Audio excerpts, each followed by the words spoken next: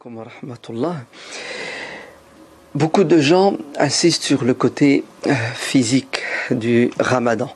Ainsi, on a souvent tendance à dire qu'il est interdit durant la journée de boire, de manger, d'avoir des rapports sexuels, ce qui est vrai en soi.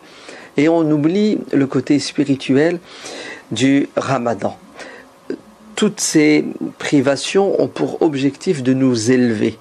Et c'est quoi l'élévation qui est demandée aux musulmans de réaliser?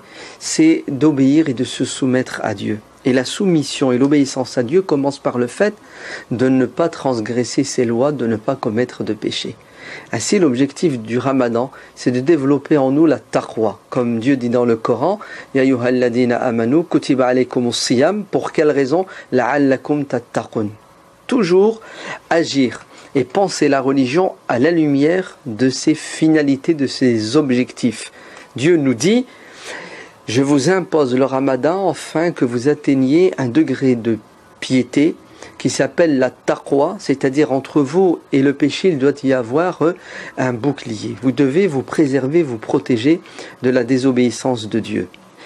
Ainsi, le prophète Mohammed sallallahu alayhi wa sallam dit qu'il y a des gens qui jeûnent et ils n'auront de leur jeûne comme résultat, comme gain, que la fatigue et la soif et la veillée.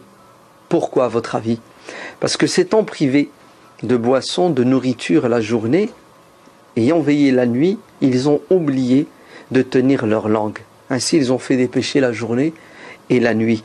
Ils ont désobéi à Dieu avec des regards, avec des actes qui sont répréhensibles.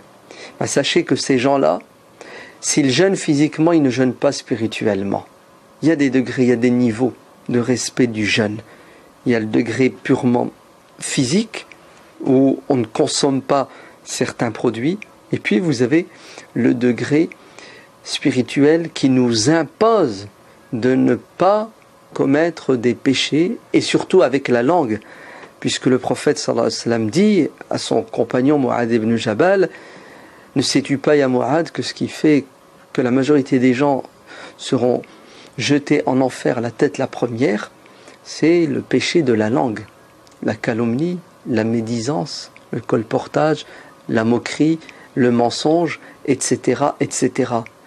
Faites jeûner, non pas le système digestif, notre estomac, nos intestins, mais faites jeûner surtout vos yeux, vos langues, vos oreilles, voire même l'esprit. L'imam al-Ghazali, rahimahullah, Abu Hamid al-Ghazali, al-Ghazal, comme ça qu'on l'appelle en Europe, disait qu'il y a 3 niveaux de jeûne. Il y a le niveau respecté par la majorité des gens, d'accord? Ne pas boire, ne pas manger, ne pas s'accoupler, ne pas fumer. Il y a un niveau au-dessus, c'est celui qui ne désobéit pas à Dieu avec la langue, etc. Donc celui qui ne fait pas des péchés. Et puis il y a le 3e niveau de jeûne, c'est le jeûne de l'âme. C'est-à-dire celui qui arrive même à maîtriser ses pensées. Celui qui arrive à purifier son fort intérieur, son âme. Et c'est ça en fait l'objectif. Qad aflaha man zakkaha wa qad khaba man dassaha. Sera heureux sur terre et dans l'au-delà celui qui aura réussi à quoi? À purifier son âme. Celui qui maîtrisera son ego. Celui qui essaiera d'atteindre les hautes sphères de la perfection. Et c'est ça qu'on veut.